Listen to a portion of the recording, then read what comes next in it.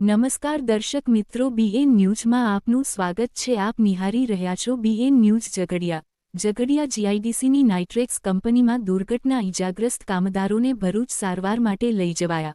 બ્લાસ્ટની દુર્ઘટનામાં જાનહાનિ થઈ હોવાની સંભાવના, જોકે સત્તાવાર વિગતો મળી નથી। ભરૂચ જિલ્લાના ઝઘડિયા સ્થિત જીઆઈડીસીની નાઇટ્રેક્સ કંપનીમાં આજે સવારે બ્લાસ્ટ થતાં કેટલાક કામદારો ઇજાગ્રસ્ત હતા। સારવાર માટે ભરૂચની ખાનગી હોસ્પિટલ ખાતે લઈ જવાયા।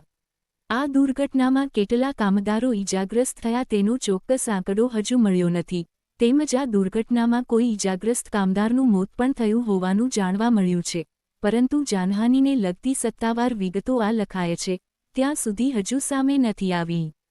ઝઘડિયા જીઆઈડીસી પોલીસ દ્વારા આ દુર્ઘટના સંદર્ભે કાયદેસર તપાસ હાથ ધરવામાં આવી છે। પોલીસ તપાસ બાદ ઘટનાની પૂરી વિગતો સામે આવશે તેમ હાલના તબક્કે જણાઈ રહ્યું છે। Reporter Malek Sirajuddin, BN news Jhagadia.